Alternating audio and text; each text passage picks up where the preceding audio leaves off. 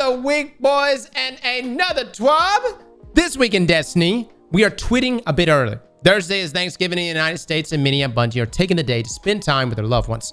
One reason to be grateful is the amazing community that has grown for years around Destiny. Thank you for being here, Guardians. Also, this is the last tweet before Season of the Wish launches, but let's not get ahead of ourselves. Here's what we have for today. Our latest collab, the new seasonal artifacts and its perks, changes coming to abilities next season, and too many exotic armor pieces too. Fireteam Finder beta, new cutscenes added to our archive, Destiny 2 expansions are on sale, our weekly player support report, and the latest movie of the week in order of the week picks. Ready? Let's go. Now I announce our latest collab. Saladin might call him the White Wolf. Marsoff would refer to him as Gwynblade, and the Cabal would revel in the stories about the Butcher of Blaviken. He has many names, but for us, he's Geralt of Rivia, whose gear is the focus of our latest collaboration. We'll share more details about it, as well as a trailer very soon. For now, gaze at the amazing art we shared yesterday. Yep, this is the look, guys. I don't know what the price is going to be. It's probably going to be really, really high, unfortunately. But no lie, I'm probably going to succumb and buy the Titan set. Looks too good. I wish I could take the Warlock helmet and put it on the Titan. Or even maybe even the Hunter helmets. You know, I'm not too sold on the Titan helmet here. But everything else looks really, really good. Now, new artifact, who this? It's high time we show you the upcoming season's artifact perks so that you can start thinking about new builds. We are focusing on 3 elements: solar, strand, and stasis. There's also a focus on rocket launchers, some new and very strong perks around ignitions and shatter, and even some beloved perks making a comeback. And again, big focus on rocket launchers because we're getting Dragon's Breath back. All in all, the Queen's Full sensor allows for several outstanding combinations. This is it right here, guys. By the way, this artifact is going to be pretty important considering next season could potentially be 6 months long, right? Or 7 months long. So yeah, we need to see what's here. Now, anti-barrier sidearm in the first column. I'm going to go up to down real quick. Unstoppable hand cannons. We have unstoppable bow, overload auto rifles, overload pulse rifles. Then back up top, we have flame, fiber, and freeze. Combines the solar strand and solar stasis siphon mods into one. Kindling trigger. Radiant causes solar weapons to apply scorch to unscorched combatants. Wow. Radiant causes solar weapons to apply scorch to unscorched combatants. Interesting. So you start that chain off with any solar weapon. Now, blast radius. Rapid final blows with rocket launchers and grenade launchers grants armor charge. Not final kills, final blows. I wonder how rapid. Do we need like a bipod rocket launcher? What about a rocket launcher that's got like cluster bombs? You know, with that proc, right? Now, origin perks, specialization 1 proves the benefits provided by sundering nano munitions, nanotech tracer rocks. Is pretty much what we've seen from the other benefits. From whence you came, increases ability damage to taken and scorn combatants. All right. Might be very important for the day 1 dungeon. Flint Striker, rapid solar weapon, precision hits, and rapid solar weapon final blows grant radiant. Dude, do you see this loop right here? The loop between kindling trigger and Flint Striker, right? Torch, while radiant, deal increased weapon damage to combatants affected by strand and stasis debuffs. Oh, so you're going to want a team to probably rock a combination of these subclasses. Now, Heart of the Flame, casting your solar super grants nearby allies radiant and increases the damage of your super for each nearby ally. That reminds me of when we had that. I mean, we've had this for a number of other supers. I think we had it back in, what was it, the launch of Lightfall that season as well. Origin perk specialization 2. This is just an improvement of this. Wished into being. While your super is nearly fully charged, ability final blows spawn orbs of power. Wearing Season of the Wish armor decreases super amount threshold. So while your super is nearly fully charged, any ability final blow will spawn an orb of power. Interesting. And I wonder if you could double up on that. If you were to say rock you know, anything like what's our mods here? If you were to rock firepower in combination with wished it into being, right? Could you create 2 orbs? Now, unraveling orbs. Picking up an orb of power grants strand weapons unraveling rounds. That's really good. Pillar of Ice, killing and encased combatant spawn stasis crystals. Wow, so you can bypass. You won't even need. There's so many stasis builds that are hindered by having to have both. If you're trying like both aspects to create stasis crystals, if you're trying to dip into that synergy, You'll be able to bypass this. Now, Revitalizing Blast, causing damage with a solar ability weakens champions and bosses for a short duration. All right. Overload rocket launchers. Rocket launchers are especially effective against overload champions. Dragon's Bite, breaking a combatant shield with a strand or stasis weapon has a chance to suspend or freeze that combatant wearing Season of the Wish armor, increases the chance. So there's going to be a lot of benefits for wearing Season of the Wish armor. All right, breaking a combatant shield with strand or stasis weapons. Then in the final column, this is where normally the juiciest ones are. Horde Shuttle, damaging unraveling targets with a weapon occasionally spawns a threadling. Hail the Storm, shattering encased targets and stasis crystals deals increased damage. Shattering a stasis crystal releases shards of ice that damage and slow targets. Rays of Precision, while radiant, solar precision final blows cause combatants to ignite. Dude, it's a solar stasis season next season.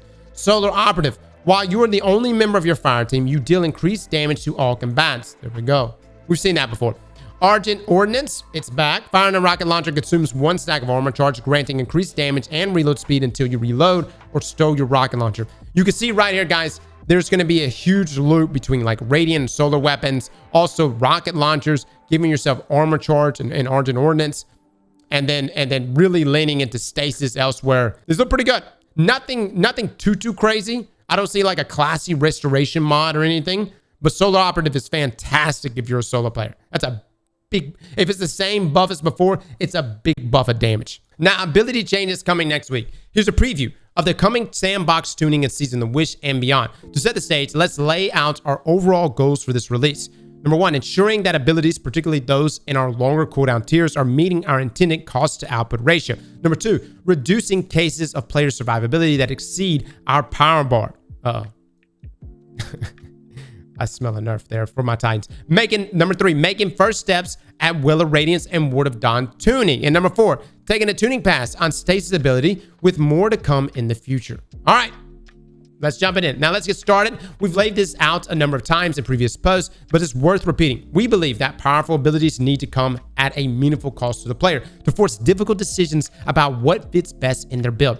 To put it plainly, we're not hitting that goal. There are many build crafting avenues that grant flat chunks of ability energy and ignore ability cooldown tiers. This gives them extremely inconsistent value depending on what grenade, melee, or class ability you have equipped. Here's an example. A perk that grants 10% grenade energy on activation results in a cooldown reduction of 6.4 seconds to firebow grenades, but results in a cooldown reduction of 15.2 seconds for a lightning grenade.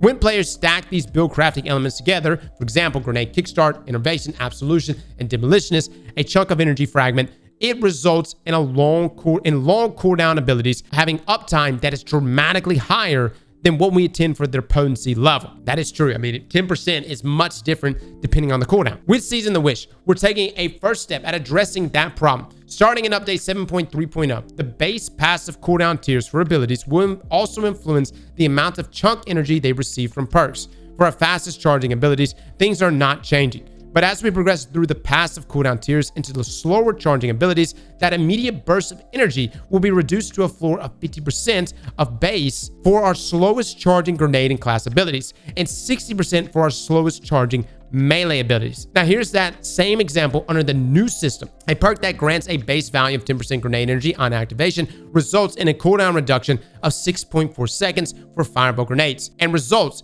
in a cooldown reduction of 7.6 seconds for lightning grenades. So again, I mean, that is a major shift. And again, it's the 50% reduction there, right? The 15.2 seconds is what you would see the reduction in now. Next season, it will be 7.6 seconds. Therefore, bringing it more in line. But again, the lower cooldown abilities will not be affected. Essentially, a nerf to our neutral abilities, right? Now, with Season of the Wish, we're only implementing this change for grenade, melee, and class abilities. Perks that add super energy are unchanged. We're also excluding any perk that either intentionally grants a full refund, like Knock 'em Down, or targets only a single specific ability, like Shinobu's Vow. These will still work identically to the behavior in the live game. In our playtesting, this results in more of the intended variance between high and low uptime abilities and an opportunity cost that more closely matches potency. But we don't expect or desire that anyone's build is going to be made obsolete overnight by this change. We're going to keep iterating on this new system going forward, so expect future updates as we see how it plays out alongside all of you. All right? Now, staying alive, As your roster of player-elected difficulty PvD activities has expanded in recent years, we've shifted the Sandbox to enable more of our often risky gameplay loops to feel effective against increasingly difficult lineups of combatants. This can be seen in the addition of more defense or support-focused tools, including the standardization of overshields, expanded access to healing through restoration and cure, and the development of keywords like woven mail. Woven mail is a huge one. However, we still need our aspirational content to remain challenging. We're currently in a position where applying combat pressure to a well-built crafted player is extremely difficult, meaning we're way too power creeped, which doesn't leave our activity teams with many options for tuning difficulty while still having things feel fair across a broad spectrum of player types. In short, player survivability at the top end is too high, a problem we've touched on in the past, and we need to find a better balance between the two extremes of enabling players to heedlessly dive into the fray or making it feel like a long-range chip damage is the only option to clear an encounter. To that end, we're making an initial pass at tuning some of our top-end outliers, but we anticipate that this will be a process that takes place over many releases so that we can ensure that things are trending in a healthy way. For this first pass, we're targeting a small number of subclass keywords that we believe most strongly contribute to excessive survivability in combat: woven mail, restoration, and devour. Really, devour? With update 7.2.0, we took a small stab at woven mail's PvE damage reduction, but with update 7.3.0, we're reducing it a further 10%. While this is relatively a small change, we want to evaluate it alongside some changes to Banner of War that you'll read about later on before taking any larger swings. So woven mail reduced damage resistance versus PvE combatants from 55% to 45%. Now, Restoration's heal rate is being reduced in both PvE and PvP. Similar to the woven mail case, we want to see how this feels sitting alongside some changes to Throwing Hammer and Soul Invictus further down. Restoration. Reduced healing rate at Restoration ×1. Old was 40 HP per second in PvE and 20 HP per second in PvP. New, it will be 35 HP per second in PvE, 17.5 HP per second in PvP. Okay, not a huge reduction, no. Now, reduced healing rate at Restoration ×2. Old, 65 HP per second in PvE, 32.5 HP per second in PvP. New will be 50 HP per second in PvE, 25 HP per second in PvP. Yeah, I mean, they're definitely chipping away here at Restoration and just overall survivability. Last up is Devour, whose potency is largely due to the ease of use of the Echo Starvation Fragment, which was initially developed when there were fewer orbs of power being generated. We're making a targeted change to Devour that excludes Voidwalkers, reducing its heal amount from 200 HP to 100 HP unless Feed the Void is equipped. For our Voidwalkers out there, we're also increasing the amount of grenade energy that Devour defeats grant with Feed the Void to offset some of the chunk energy changes details above. So for Devour, healing amount, both on activation and when refresh, reduce from a full heal to 100 HP unless Feed the Void is equipped. Now refills both health and shield sections more smoothly rather than adding health to each section separately. Now, Feed the Void increased grenade regeneration, energy regeneration per kill while Devour is active. This amount varies based on the type of target defeated. Now also improves the strength of Devour's heal when equipped. This is going to be an ongoing process for us, so please continue to give feedback on how things are feeling, and we'll adjust accordingly as we go forward. All right, so in some ways, this is going to be like a net buff for Warlocks, but for anyone else, you know, Hunters, Titans, definitely a nerf. Looks like, and considering that's when I lean most into Devour is when I'm on a Warlock, it's kind of hard to say. Like, I think I would rather this. It just really just comes down to how much grenade energy we're regenerating. I love Controverse builds, and I think Controverse is still so good. And the fact that this amount is going to vary based on the type of target defeated, dude, you can already throw so many grenades as is, right? But my poor Hunter build, yeah, that's going to be a rip for sure. Now, sprint and slide melees. In update 3.4.0, we made a decision to remove the capability for shoulder charge abilities, shield bash, seismic strike, and hammer strike to one-shot enemy players. This is part of an ongoing effort to make sure that any one-shot ability in the game comes with significant risk or cost, whether that's a significant wind-up time, for example, Thunderclap or Consecration, aim skill, for example, Flux Grenade, or specific build crafting choice, for example, Peregrine Greaves. We believe that this is still the right call, and we want to maintain the intended level of risk for using powerful melee abilities against players. Now, players are currently able to circumvent this change by sliding, firing their weapon, and still being able to initiate a shoulder charge or a slide melee. This results in an effective one-shot kill that is extremely difficult to track or understand if you're on the receiving end, but it's fun to do. Starting in Season of the Witch, firing your weapon while sliding will now prevent the activation of sprints or slide activated melees. We originally intended for this change to be isolated to shoulder charge abilities, but in our initial playtesting, we quickly realized that the shoulder charge was easily replaceable with Tempest Strike, Lightning Surge, or other side melees. It's true. So we're including them in this change as well. This is a huge nerf, guys. They're hitting everything, every combination you would do with the slide melee shot combos. You know, I mean, the Lightning Surge is a big one that I still jump on every now and then. That's getting nerfed. Now, sprint and slide activated melees can no longer be activated after the player fires their weapon during a slide. This affects the following melee abilities: Seismic Strike, Shield Bash, Hammer Strike, Howl of the Storm, Consecration, Fletcher's Storm, Lightning Surge, and Tempest Strike. Now, obviously, this is going to hurt Titans the most, but yeah, it is everybody. It's an interesting combination. It's a fun combination. I will say that, you know, it almost guarantees the one-hit kill, right? I come around the corner, I shoot my shotgun. I don't really care how many pellets actually land, because I'm going to clean them up with my shoulder charge, right? You're no longer going to be able to do that. What's probably going to end up happening is you're going to have somebody go around the corner. They're going to slide with a shotgun. They're going to get the target one shot.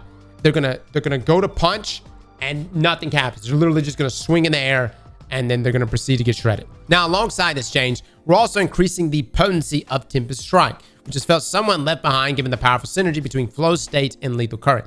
So Tempest Strike increased base damage from 110 to 125, reworked tracking behavior to be more consistent at longer ranges, and improved consistency when traveling over rough terrain. All right, Hunters are getting a buff. All right, this is the section I did not want to see today, but we have had a good season with it. Actually, a number of good seasons with it. Sad times, sad times. Bonk Hammer and Banner of War. With Season of the Witch, we released Banner of War, which has quickly jumped to the top of the aspect list for our Titan players. It's currently equipped for nearly 20% of all Titan playtime for Season of the Witch PvE activities. This is rivaled only by Into the Fray at 15% of playtime, which is Banner's natural pairing. We're very happy with the way Banner of War has supported the Berserker class fantasy and don't want to reduce its ability to do so when at maximum charge. However, it's currently too easy to build up that maximum charge very quickly in content with sufficient density of combatants, especially with the help of your teammates. With Season of the Witch, we are making a change to slow down the charge progression, increasing the number of defeats required to level the banner up at each tier. As part of this change, we're also slightly increasing the timer extensions granted by each enemy defeated to compensate. That's a good thing. Banner of War. So increase the number of enemies defeats necessary to level up banner by approximately double, and increase the amount of time added per enemy defeat at each level to compensate. These values vary depending on the type of target defeated. Fixed an issue where unpowered swords were being granted a damage boost by Banner of War. So double, you're gonna have to get double the kills to reach those stacks instead of just, you know, 1, 2, 3, 4. But I don't really know how much of an increase we're seeing time-wise. You know, now when you're rolling with a team that's shredding everything and you don't have enough ads, you may be in a situation where you just can't get the stacks of Banner of War. This could really kill this. We're just gonna have to see. You know, that on top of the woven mail changes. Yes, I get where they're coming from. I mean, you were able to run straight into a Grandmaster Nightfall and shred everything. And I see so many of you constantly saying over and over that it needs to be nerfed. But can we just admit it was fun? Can we just admit it was a hell of a time? All right, let's continue. Let's talk Bonk. Prior to Solo 3.0, Throwing Hammer was in the code of the Devastator subclass tree, which didn't have much in the way of survivability tools, other than picking up the hammer after a hit. This meant that players needed to be significantly more careful in their play and generally weren't as capable of standing in a champion or boss's face with impunity while they chunked the hammer at its torso over and over again. While this makes for a fun visual, we don't believe that this behavior is healthy for the game. So alongside the changes to restoration detail above, we're looking more fundamentally at how Throwing Hammer functions. We started this section off talking about the relationship between potency and uptime and how the rules of the sandbox begin to break down when these don't match up for a given ability. Throwing Hammers isn't currently matching up. We don't want to remove the full energy refund on pickup because the conventional gameplay loop is still really fun, but we do want to add some downtime between throws to discourage the stand next to the boss and bonk thing behavior. To that end, picking up a Throwing Hammer will now return its energy over a short duration rather than instantly.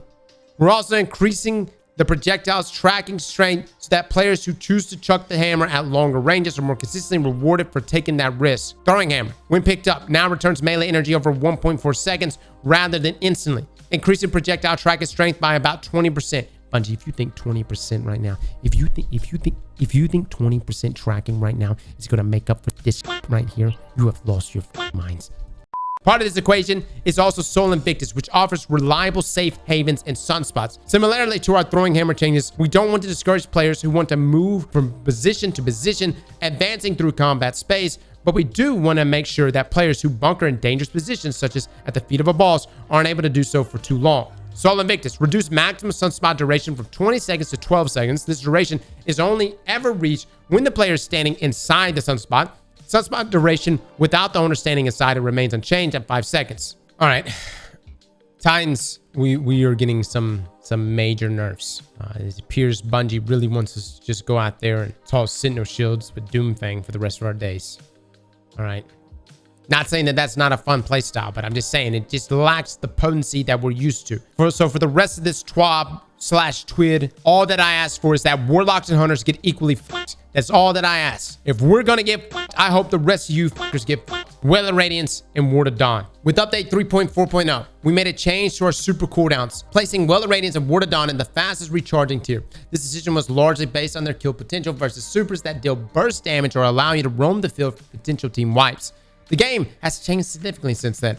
And with the changes to Trials of Osiris, Dominion, as the game mode and shorter round times in general, we want to reevaluate their placement. In Siege of the Witch, we're increasing their base cooldown times by 1 tier, matching the passive cooldowns of some of our burst supers like Blade Barrage or Chaos Reach. Our goal is for Well and Ward to have stronger competition in round-based modes, giving all the players more tools to effectively deal with them under their time pressure that a mode like Dominion has. Well of Radiance and Ward of Dawn increase base cooldown time from 417 seconds to 455 seconds. Now, on a longer time frame, we're evaluating Well and Ward's place in the sandbox more fundamentally. These two supers are currently operating in too similar of a space, leaving little room for them to breathe on their own. Well of Radiance in particular offers too much, and its effective invulnerability is not something we believe the Sandbox can or should continue to support. We're not making further changes to Well or Ward with Season of the Wish, but we have a suite of future changes planned to reduce Well's dominance in PvE and push the gameplay space of these two supers further apart.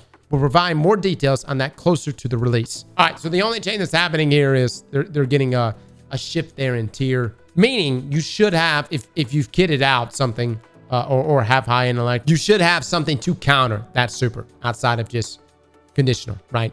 Conditional finality is really just the best counter there for Ward of Dawn, but you know what I mean. I'm curious what they're going to do, though, to change this, but I will say expect a major Well of Radiance nerf in the final shape, especially leading up to the final raid, right? They better nerf Well hard. I'm tired of sitting in a well. Step out of it. But I get where you're coming from, man. There's a lot of PvE players that are asking for a Well nerf. And look, I will say every time I load up a Grandmaster Nightfall, what I get tired of seeing is Warlocks hugging their Wells. You know what I mean? Like they can't go anywhere unless they have Well of Radiance ready. And then as soon as they deploy it, they're just like, no, I must stay here forever. And it's like, engage with me, do damage. This is a weak ass nerf cross. I mean, look, I mean, that's, what do you want it? Do you want to just put this shit at maximum tier? You know, you want it to be the same duration as like hammers? Well, then nobody would rock Well of Radiance and hammers inside of PvP. I will say this, they were either going to change the tier here or nerf conditional finality.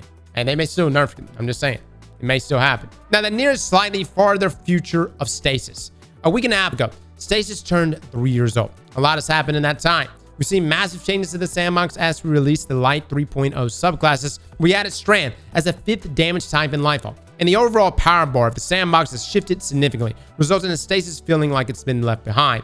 We've given Stasis some tuning updates here and there, but we believe it's time to give it a bigger shot in the arm. Starting at Season of the Wish and continuing in the final shape, we're making a number of quality of life changes to improve Stasis' reliability in combat, and we're reevaluating some of our previous tuning changes for Stasis abilities with the goal of bringing them up to the current abilities power bar. Before we go any further, I know that, like, yes, Stasis has been left behind, but this is after, like, numerous nerfs. I mean, at one time, Stasis was disgusting. You couldn't go anywhere without getting Shatter Slam, right? I don't want to go back to that point, no matter how fun it was for, like, the first couple of days.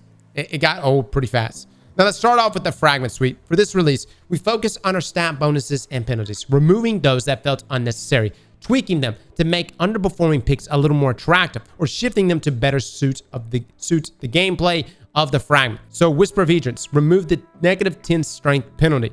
Whisper of Impetus now provides +10 resilience. Whisper of Shards now no longer provides that +10 resilience. Whisper of Hunger, stat penalty change from -10 mobility and -10 intellect to now -20 strength. Whisper of Bonds, remove the -10 discipline penalty. Now for Hunters, we're making changes targeted at improving the reliability of Withering Blade in all content and Winter Shroud in PvE. Withering Blade now travels faster, has longer lifetime, bounces an additional time before expiring, and is more consistent in finding a target, both before and after a bounce. So Withering Blade, increase projectile speed by 10%, increase maximum projectile lifetime by 10%, increase maximum bounce count from 2 to 3, increase tracking consistency, literally reversing the nerf that they originally did a long time ago. Now, Winter Shroud is getting an update to be more forgiving against PvE combatants with a longer slow duration and an increased area of effect. We're also increasing its slow stack count against PvE combatants from 40 to 60. Enabling things like 6 Coyote to more easily freeze enemies, or for a freeze to occur more quickly after a quick Dustfield dodge combo. So Winter Shroud increased slow stack applied to PvE combatants from 40 to 60, increased slow duration applied to PvE combatants from 4 seconds to 8 seconds. That's a big bump. And increased slow detonation size versus PvE combatants from 8 meters to 9 meters. So keep in mind right here, PvE combatants, right? So only PvE. But up here, Withering Blade, you're going to see these benefits inside of PvP as well. And at one time, man, I used to get killed by Withering Blades inside of PvE. It used to piss me off so much. For Titans, we're walking back a few changes made in hotfix 3.1.1.1 and 3.2.0.3 to Shiver Strike and Glacial Quake that no longer fit the current sandbox. We've returned the ability to freeze nearby players on cast with Glacial Quake with reduced radius from its previous version, making casting it in close quarters significantly safer than its current iteration. For Shiver Strike, we've restored its slowed application to players on hit. This was previously removed in a world where collision damage was still lethal to players. Now that targets don't need to be able to air brake with a movement mode or risk being splattered, we're more comfortable giving Shiver Strike a bit more offensive spice. Now, Shiver Strike now slows players on hit, a behavior previously removed in hotfix 3.2.0.3, fixing an issue where Shiver Strike would not function with melee kickstart armor mod. Glacial Quake now freezes players on cast, a behavior previously removed in hotfix 3.1.1.1. On cast freeze impulse size versus players has been reduced from 8 meters to 6 meters. So listen, out of everything here, the one thing I'm looking forward to is panic popping my super. I've got a guy on top of me. He's got a shotgun. He's going to kill me. He's about to hit me up with a melee. I pop my Glacial Quake. I instantly freeze him. GG. But again, 8 meters to 6 meters, they're going to be closer now. Now, we're also implementing a change to improve how the Storm's consistency against players, because seeing a target touch a Stasis crystal created by How and not being frozen was a frustrating experience. So How the Storm fixed an issue where How the Storm was not consistently freezing targets in contact with created Stasis crystals. Now, for Warlocks, we're making a couple of quality of life improvements to Frost Pulse and Penumbral Blast. Shadebinder is a strong pick already, and we don't feel like it needs much of a push, so we're focusing on areas where it can sometimes fail the reliability test. Frost Pulse's area of effect is being increased against PvE combatants, and we've improved its network performance. So Frost Pulse significantly increased consistency against fast-moving targets. This change involved reworking how this ability applies freeze to targets, reducing the latency between when the ability is activated and when the target is actually frozen. Freeze detonation size versus PvE combatants increased from 8 meters to 8.5. So the radius bump is only in PvE, but this other bump, that's going to affect everything. That's going to affect PvP. Look. Stasis on Warlock is still really, really good. You just freeze people over and over. It's solid. And depending on what this rework is actually, I mean, it's very subjective, but reducing the latency between when the ability is activated and when the target is actually frozen. Like it's like a more immediate freeze there. Now, Penumbra Blast is intended to be a skill shot with a high payout. The change made in hotfix 3.2.0.3 to reduce its detonation size when impacting the environment can sometimes make it feel too inconsistent. With update 7.3.0, we're increasing that detonation size by 33% to increase its ease of use. So Penumbra Blast increased detonation size when impacting the environment from 1.5 meters to 2 meters. Dude, I still remember the first time in Beyond Light when a Penumbra Blast melee hit me. I got frozen and the guy just lined up a sniper shot right after and killed me. That was the moment I knew that this was busted. Now, Shade Binders will also directly benefit from a tuning change being made to Glacier Grenade. Currently, Bleak Watcher's cooldown is directly tied to the base cooldown of Glacier Grenades, regardless of what grenade you have equipped. With update 7.3.0, Glacier Grenade's cooldown is being reduced, which will also translate to a lower Bleak Watcher cooldown. All right, for Stacy builds, this is above. Glacier Grenade reduced the base cooldown from 152 seconds to 121. Wow, that's a big drop. The cooldown penalties for Dustfield Grenade and Cold Snap Grenades when Bleak Watcher is equipped have also been updated so that their cooldown times matches the new Glacial Grenade cooldown time.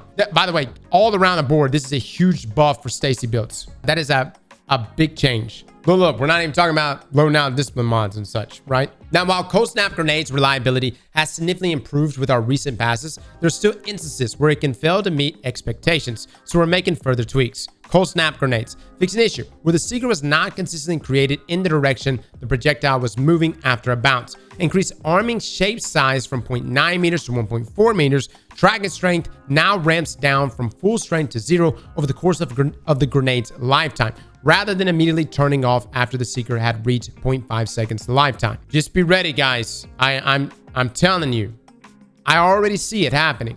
Okay, the increase there to arming shape size. I know this seems like little small micro changes. You're going to see an influx of people actually using this. You're going to see yourself getting frozen more. Now, finally, we're increasing the bonus damage that special weapons deal to frozen targets by a small amount to help make shattering enemies feel more consistent. So freeze, increase special ammo weapon damage bonus versus frozen targets from 5% to 10%.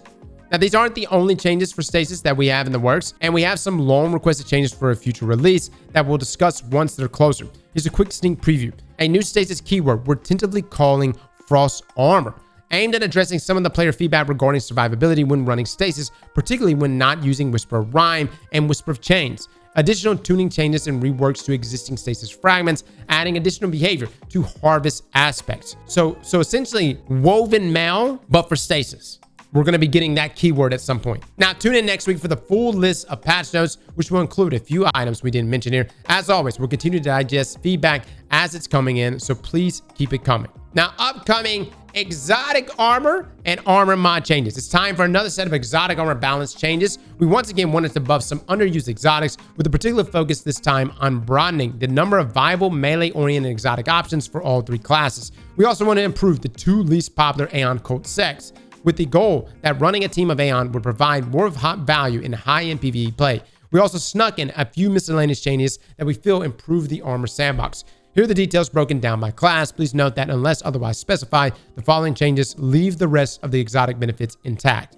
Again, these are add-ons, essentially. Now, Hunter, Shards of Galanor. Throwing knife kills now grants super energy ranging between 2.5 and 5% depending on the type of enemy killed. So you're literally going to lean into this heavily. Ophidius Spade. Knife kills now grant a stacking damage bonus 30, 60, and 100% for 5 seconds to throwing knives. Dodging refreshes the duration. Holy shit. Are y'all seeing this right now? 30, 60, and 100%? Dude, that is going to be some major damage. So hold on. Bungie is nerfing Bonk Titans, but buffing knives? 5 seconds isn't long enough. I don't know if you've rocked a knife build, like knife trick and stuff. Like, you're throwing knives constantly. It's a constant, the loop is endless. Knife, scorch, burn, knife, continue, dodge, back and forth, back and forth. 5 seconds is plenty. No, you won't be able to go out there and you know, carry that damage buff to some boss, but you will definitely be able to shred a champion down with it. Now, Stompies. Feedback about the previous Stompy changes indicated that requiring full class ability made movement while wearing this exotic feel too variable between its states and disproportionately hurt certain builds. In this update, we've removed the requirement of having full dodge energy to activate the benefits and have reduced the bonus to airborne lateral acceleration that the exotic provides to be more in line with its other bonuses: sprint speed, ground acceleration, airborne vertical acceleration, slide distance, and jump height in terms of effectiveness. We also added damage resistance while airborne in PvE to make Stompies a more desirable option outside of the Crucible and jumping puzzles. So remove requirement to have full class ability energy to benefit from the movement bonuses. Reduce the airborne lateral acceleration bonus, now provides damage resistance against combatants while airborne. So Stompies it's just back, right? This is just a complete reversal of stomp, like OG stompies. I don't see any bad stuff happening at all to hunters right now, or even warlocks really. Bungie just came in here and decimated titans. Now Mechanics trick sleeves. This is going to be a huge change. The sidearm damage bonus now persists for 5 seconds after your shields begin to recharge. Sidearm kills extend the damage bonus duration by 3 seconds and completely reload your sidearms from reserves. Auto reloads. The damage bonus has been reduced in PvP to compensate for it lasting longer. It is now plus 10% sidearm damage, down from 35%. Keep in mind, it's still going to be that whopping 100% inside of PvE. I'm pretty sure it's 100%, right? Yeah, 100% in PvE. That is a great change for Mechanics trick sleeves, guys. I think the ease of use before was just terrible, making it just not even usable. I'm not going to say I'm going to play nothing but Hunter next season. I'm going to play a variety of things, but we're probably going to be starting off with Hunter. Just letting you know.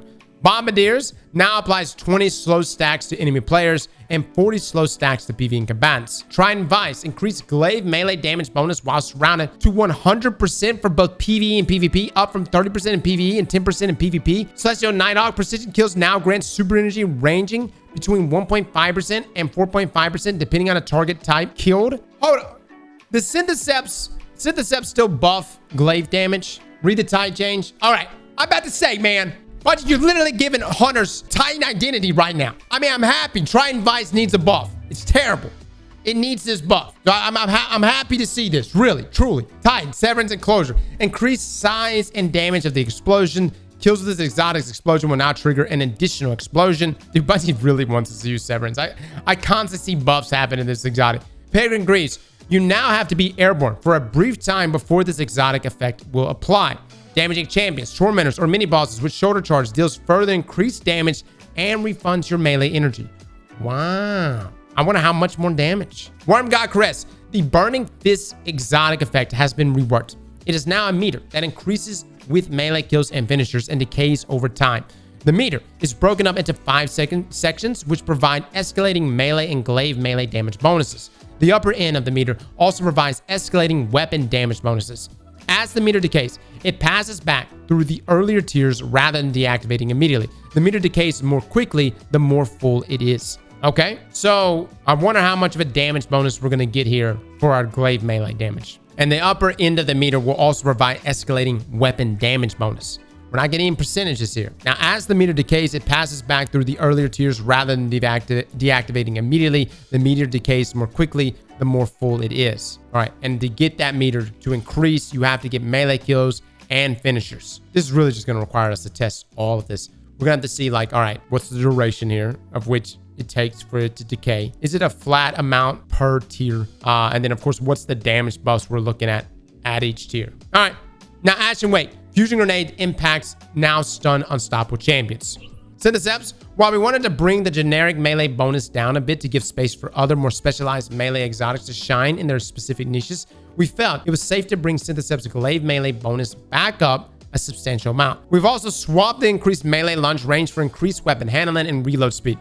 So remove extended melee lunge distance. It's gone. You will no longer be able to melee snipe across the map. Now improves weapon handling and reload speed while surrounded. Again, it's not like Ophidians where you get these buffs up front, right? You have to be surrounded in order to get the handling buff. Reduce PV surrounded melee damage bonus to 165% from 200%. Increase glaive melee bonus to 100% from 50%. Where were we at before, guys? Hold on. Where were we at before? Pre-nerf. Where were we? Okay.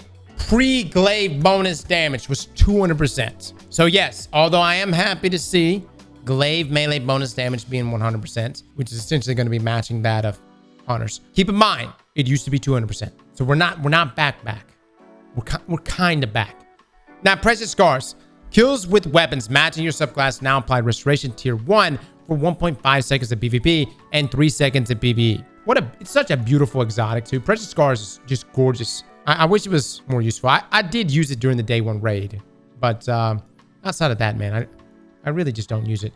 Warlocks, Ballador's Wrath Weavers. Now, when you cast a Frost Pulse Rift, nearby allies gain a Tier 2 Stasis Surge weapon bonus for 10 seconds of PvE or 5 seconds in PvP. They also gain 50 HP Overshield. Wow. The Stasis damage bonus provided to allies by the Winter's Wrath Shockwave is now the Tier 4 Stasis Surge weapon bonus. When your Winter's Wrath ends, you gain the Tier 4 Stasis Surge weapon bonus as well. That's going to be good. What is Tier 4? 22%? Hypothesis Veil. Casting your super now grants Cure Tier 3 for you and nearby allies. After your super ends, you now temporarily gain increased melee and grenade regeneration for 8 seconds. Veil Winter's Hound. Move the size of the weakening burst and duration of the weaken up 1 tier against all targets, except for finishers against bosses, which retains the maximum size and duration. That's a good buff for Veil Winter. Rex just said that Ballador's Wrathweavers is technically a nerf because now it will not stack with surges. So moving to it to now being a Tier 4 Stasis Surge weapon bonus. I got you. Well, there's still the other benefits here that you're getting. So that's why they're throwing on these other benefits. And again, when you cast Frost Pulse Rift, nearby allies will get that Tier 2 Stasis Surge weapon bonus. Now, Karnstein Armaments. Melee kills now grant Cure Tier 3 and Restoration Tier 1 for 8 seconds. Finishers now grant Cure Tier 3 and Restoration Tier 2 for 8 seconds. Aeon Colts, Aeon Swift, Aeon Safe, and Aeon So Exotic Armor all receive the following changes to their Sect mod. So Sect of Force, this has been reworked to be all about providing your allies significant bonus weapon damage against powerful combatants. The bonus grenade and melee energy has been moved to be the special benefit granted to Aeon Cult allies using a different sect. So rapid precision hits provide quicker reload and weapon swap speed, and the bonus now lasts for 10 seconds, up from 6 seconds. No longer grants bonus melee, grenade, or super energy on stunning a champion or defeating a boss or mini-boss. Instead, stunning a champion or rapid precision hits against a champion, elite, or mini-boss will mark them for your allies. Allies deal 20% more damage to marked targets when a target is first marked. Nearby Aeon Cult allies who do not have the Sect of Force role equipped gain grenade and melee energy. Wow, so you're going to be able to apply essentially a debuff, but it's going to require rapid precision hits against champions, elites, or mini bosses in order to mark them. There's 20% more damage there for your allies. Not for yourself, but for your allies. Does it stack? Sounds like it does. Sounds like it does, guys. And it sounds like a debuff too. So if you're rocking, even if it doesn't, if you're rocking a buff. I don't know about you. I mean, unless in like the artifact mods, we don't have like Sundering Glare or any type of like, there are some debuffs. So we'll have to see if it stacks with some of those other debuffs. But now Sect of Insight. Sect of Insight had a strong role in-game PvE teams, and we don't want to change that. The one modification we do want to make is changing the Aeon Cult ally bonus to be super energy instead of weapon damage, as we want Sect of Force to be the source of weapon bonuses. So nearby Aeon Cult allies who do not have Sect of Insight role equipped no longer gain a bonus to weapon damage for a short time. Instead, they gain a burst of super energy. Interesting. This may actually, I mean, just depends on how much you're getting from this, guys. I know for me, Sect of Insight, I still use it from time to time, but TWAB has really replaced Sect of Insight for me, right? Because I don't have to go for the finisher. You're getting that burst of super energy, depending on how much. Yeah, we may revert back to that. And again, you can still double stack these. You can still have someone rocking TWAB and you're rocking Sect of Insight, right? But they're not going to get the benefits because they're not rocking Aeon Gauntlets. That's the point here. They're wanting to make these changes so everyone would want to rock Aeon Gauntlets. Now, Sect of Victor. Sect of Victor already had a strong theme as a supporting role in the Aeon Cult. We wanted to boost its effectiveness by having it provide damage resistance in PvE, in addition to its class ability benefits. Our goal was to make Sect of Vigor players shepherds for their team, keeping their allies near to protect them from harm. Now provides damage resistance against combatants when an ally dies or is resurrected, in addition to the existing class ability energy. Now, when you cast your super, nearby allies no longer gain an instant burst of healing or an overship. Instead, nearby critically wounded allies gain damage resistance from combatants as long as they stay near you. Nearby Aeon Cult allies who do not have Sect of Vigor role equipped will also recover class ability energy more quickly. Those are all the changes planned for our exotic armor that will be available for the moment Season the Wish launches. As always, let us know how you feel about these. Try them in your favorite activities and keep that precious feedback coming. All right, I mean, we're going to give them a go, man. I have reviewed Aeon Gauntlets. I've reviewed them way before they were even like somewhat usable. Sect of Insight really started to become useful after Shadow Keep, right? But they were collecting dust for most of us for a long, long time. Sect of Insight's been the main one I've relied on.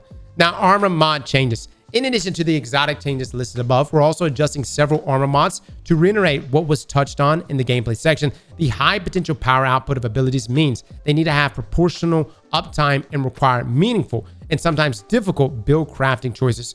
Currently, the high watermark for ability uptime is higher than we like, In order for us to hit our broader goals of reining in ability sources across the sandbox, we need to reduce the amount of energy fed into the energy economy via armor mods. So heavy-handed, firepower, and Reaper, these now have a 10-second cooldown for generating an orb of power. Reaper also requires a kill be secured within 10 seconds of using your class ability. Now, melee kickstart, grenade kickstart, and utility kickstart now provides between 16 and 45% ability energy and requires at least a single armor charge to be consumed. So no longer are you going to get that passive buff from the kickstart mods there, guys, even without the armor charge. Yeah, heavy-handed, firepower, Reaper. I mean, all of this is really to limit us generating orbs or the ease of use of generating orbs by putting cooldowns on all this. Momentum transfer, bolstering detonation, impact, induction, and focusing strike now provides 12%, 17%, and 20% ability energy for 1, 2, 3 stacks respectively and require a powered melee attack. Outreach and Bomber now provides 12%, 17%, and 20% ability energy for 1, 2, and 3 stacks respectively. Outreach, Bomber, and Distribution. Outreach and Bomber now provides 12, 17, and 20% ability energy. Distribution now provides 4, 6, and 7% ability energy. Energy provided is further reduced based on the cooldown of the class ability used, with the shortest cooldowns reducing it by 60%. What is momentum transfer right now? Like, what are we looking at right now? Momentum transfer. Melee ability energy gains with 1, 2 mods, 10% in PvP, 20%, 2 mods, 25% in PvE, 12.5%. Big nerfs. You know, they're really trying to limit ability uptime everywhere. I will say this, guys. I personally just hate limitations like this. You know, heavy-handed, firepower, Reaper. You now have that 10-second window for Reaper and then a 10-second cooldown for generating an aura power. I mean, that's huge. That's gonna have big effects everywhere. But especially like for someone like me, like Woven Mail, or even like dipping into mods that like kill me like better already and whatever else, like that's gonna hurt. That's really gonna hurt for survivability. So if you're looking at these and you're like, all right, that doesn't seem like that big of a deal. These are pretty big, man. They're pretty big changes here. That's the thing though too. So they're nerfing this. What they're not nerfing though are things that lean into like, you know, ionic traces, fire sprites, void breaches. Now what this also means is that leaning into your subclass and taking advantage of something like elemental charge, like I think that's going to become more important. I think this mod is going to become a lot more important now. I will say, this is my opinion. I don't believe this change is going to be the last change in terms of going after our abilities, guys. Remember what Bungie said when they revealed the final shape? They want weapons to be the focus.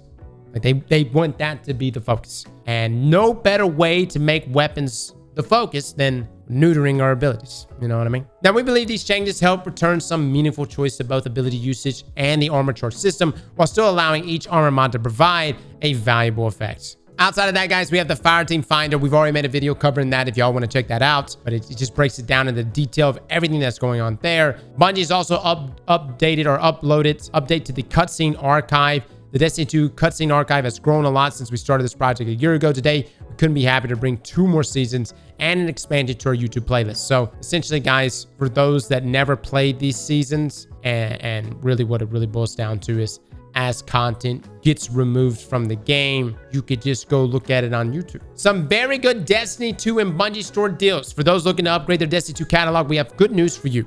Lifehaul and other content packs are up to 67% off on PlayStation, Xbox, and Steam until November 28th. It doesn't stop there though. Starting November 24th, the Bungie store begins its biggest sale of the year and relaunches limited quantities of previously retired Bungie rewards. Those participating in the sale will receive the Dark Star emblem with any purchase made during this period. Also, throughout the sale, all orders shipped in the 48 contingent US states, EU, and UK will have a $7 flat rate shipping. The Bungie store sale ends on December 1st at 8:59 p.m. Pacific. And last but not least, the new Wishing Well emblem will also be available for purchase made on November 24th and later during the Season of the Wish. I'm not that big of an emblem guy, but if you like these emblems, guys, they're available. And if you just want the emblems, maybe find like the cheapest item. I don't even know what the cheapest items on there. Buy like a pin, a bobblehead or something. All right, guys, end of the season approaches next week. Season of the Witch concludes on November 28th. Players should make sure to claim all Ingrams and other rewards before the new season begins. Any rewards not claimed from non-seasonal vendors will be removed at the beginning of the next season. We actually have an entire prep guide for those that want to check that out. Updated text chat filtering. One of our core values is creating rules that inspire friendship. which includes protecting players and encouraging positive teamwork. With this aim, in early December, we will begin implementing significant improvements to text chat language filters.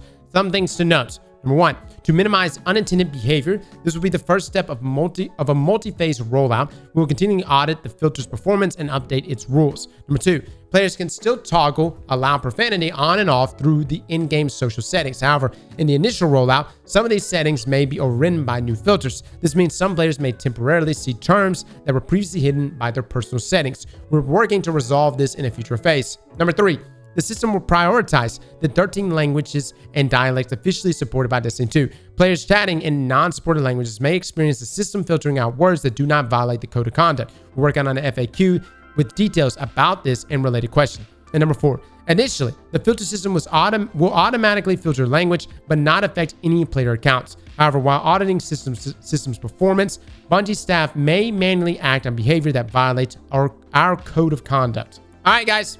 That is a TWAB. It is a thick one.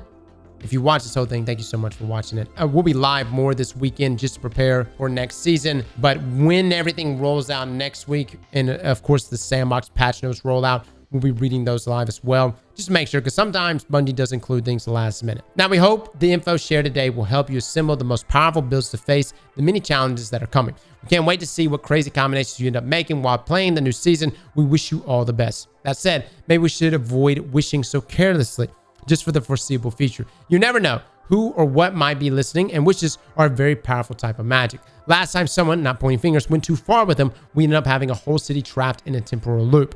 So let's cut this outro now to avoid any problems. See you next week, or read or mind the Destiny 2 community team. All right, guys, the final TWAB of the season. Slap that like button like your mama told you right.